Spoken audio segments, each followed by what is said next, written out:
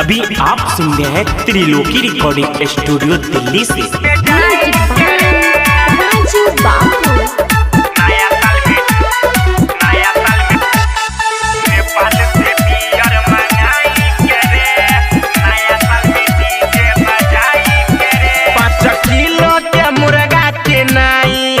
अपना गौवा के डीजे बनाई, अपना गौवा के डीजे बनाई। 5 किलो के मुर्गा किनाई, अपना गौवा के डीजे बनाई।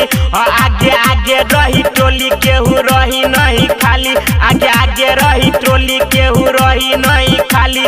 सब बतिया बताई के रे नेपाल से बियर मंगाई के रे, नाचल जाई डीजे बजाई के रे। नेपाल से बियर मंगाई के रे, नाचल जाई डीजे बजाई के रे। चल जाई नचावे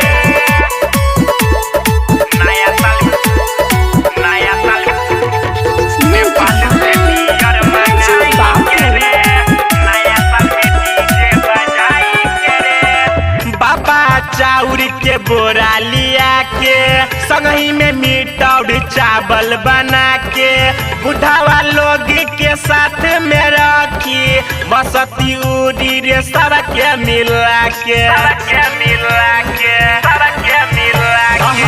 बाबा चाउर के बोरा लिया के, संगही में मीट और चावल बना के, बुढ़ावा लोग के साथ में रखी बसती उड़ी रे सबके मिला के, सबके मिला। नहीं मानल जाई बात भले होई मुकालात, नहीं मानल जाई बात भले होई मुकालात। अरे सबके देखाई के रे नेपाल से छौरी मंगाई के रे, नया साल में डीजे बजाई के रे। नेपाल से छौरी मंगाई के रे, मजा लुटब नया साल में जाई के रे।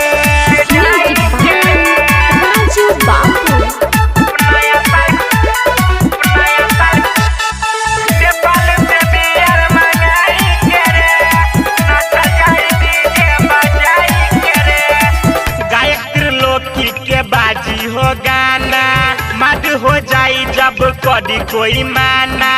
राइटर ललित जे साथ में रहे, चली न केहू के कौनो बहाना, कौनो बहाना, कौनो बहाना।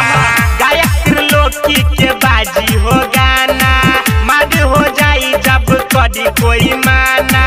राइटर ललित जे साथ में रहे, चली न कौनो के कौनो बहाना, बहाना। भले होई जाई रात केहू छोड़ी नहीं साथ, भले होई जाई रात केहू छोड़े नहीं साथ। संग में सबके झुमाई के रे, नेपाल से बियर मंगाई के रे, नया साल में डीजे बजाई